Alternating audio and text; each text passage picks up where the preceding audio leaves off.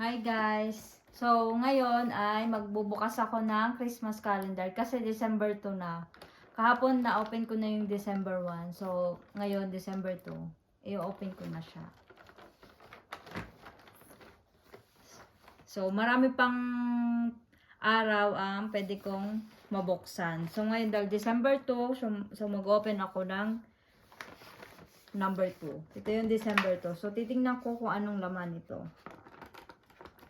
So, yan. Ipipress lang siya ng ganyan. Okay. Taran! So, another skincare.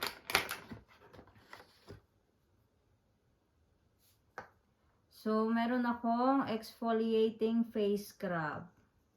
Skincare. So, na-open na natin ang December 1 at saka ang December 2. So, marami pa tayong petsa na pwedeng i-open. Hanggang December 24 pa siya, guys. So, bukas, mag-open tayo ng para sa December 3. Pero bukas na yun. So, madami-dami pa siya hanggang December 24 pa. So, guys, tingnan nyo. Ang ganda ng Christmas calendar na binigay ng brother-in-law ko sa akin. So, kasi siguro way back 2018, 4 years ago, meron din ako natanggap na Christmas calendar. Kaso, wala siyang laman sa loob. So, plain lang siya na numbers, tapos i-open mo siya, tapos may nakasulat lang. Ito, kaiba ngayon. Skincare siya. 'Di ba? Mas maganda yung ngayon.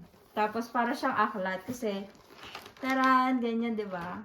Parang syala, 'di ba? Ang syala tingnan. So, yun, ang ganda din ng kulay.